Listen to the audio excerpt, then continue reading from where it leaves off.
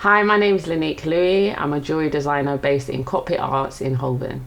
What I love about being a jewellery designer is the joy I bring into people's life by the items I create. It's such a spiritual thing when you make something bespoke for someone.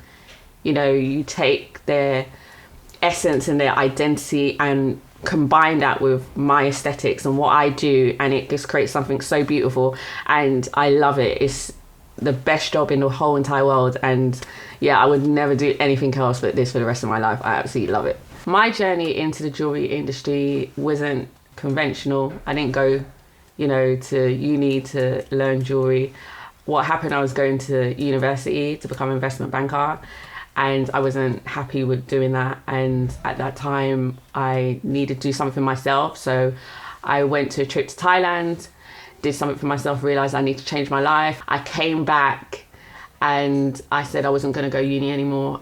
And then from that experience, I had an out-of-body experience where I got a download to become a jewelry designer. I remember running downstairs, telling my grandma, I'm going to be a jewelry designer. Obviously, my grandma wasn't really amused. She didn't know what was going on. And I said, I'm going to start in the garage. And that is how it started. From that, I did a business course with the Princess Trust, and it was really good. However, I needed a space. I couldn't do it in my grandma's garage. So through a conversation with the executive, they said that they had a conversation with a lady that was a chief executive of a designer makers hub, and her name was Vanessa Swan. So I went onto Google, got her information, and would basically berate her with emails and phone calls until she would see me. And I remember she only gave me 5 minutes, and she was standing up and she was just like, make this short and sweet. And I basically had one ring that I tried to sell her in so many different ways. And I said, Vanessa, please, would you be able to sponsor me, give me a scholarship so that I can get a space? She said, we don't have the money, but after kind of convincing her and telling her that I was going to do the work, she said, if we can have some of the money and the Princess Trust can do the other half, then we can make it work. And that was in 2011, and I'm here to this day. So this is my studio here. As you can see, this is my work area behind me, but in front of me is my space where I showcase all my jewelry pieces. So customers will make appointments to come in here and view my pieces, and to also speak about bespoke pieces, whether that be engagement, family heirlooms, whichever it is, they come here. I just showed you my space for where I show customers, but this is where I do all my magic. So as you can see, these are some of the pieces I created earlier. This is some really nice bling. You can see some diamonds. And these are the tools I use. So this is my space. I think it's really important for there to be diversity within the creative industries, whether that be more females or more Black individuals like myself. People need to be able to aspire to be like, okay, I see Lenique there, I see Simon there, I see Greg there, I see Denise there. That's going to make me kind of focus as like, well, they've done it, I can do it too. And I think it's important there's diversity in all levels, in all sectors. I think that's important, not just low level, but high levels in the position, the decision makers as well. And I think for the new generation that are coming up, they can do and be whoever they want to be. And it's important that they just strive to be the best. So, yeah. So I'm really fortunate that, the Princess Trust and Cockpit Arts came together to give me a scholarship, which was a business mentor and my own space for a whole year, that I didn't have to pay for. So it took a lot of stress off me just to be able to do the work that I needed to do.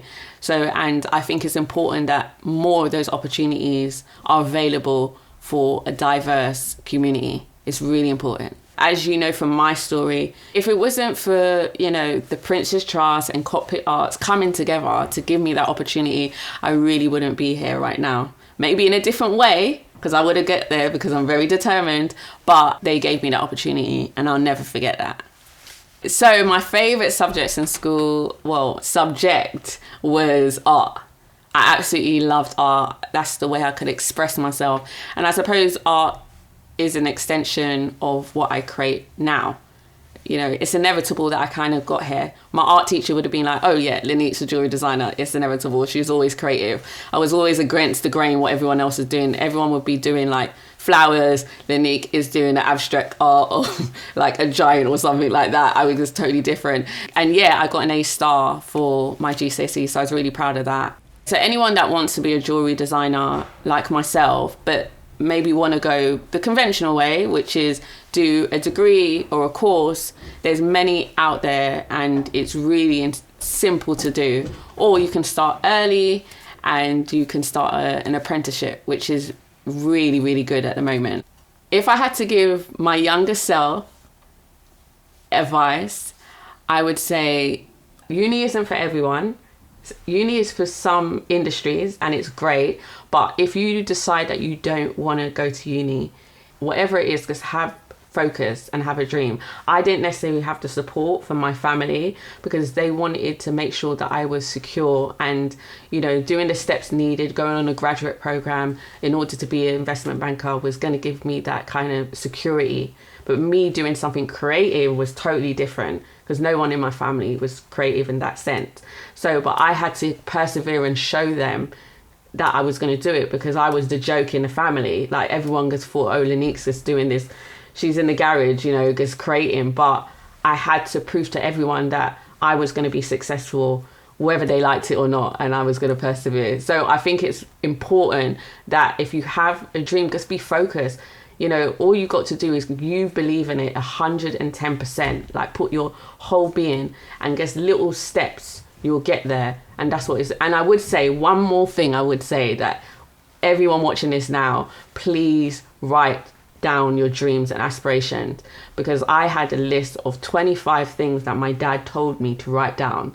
And I remember looking back at that and I achieved every single thing and I was in tears because it just showed you that I was actively doing what I put down. So it's really important that you do that. So yes, be focused.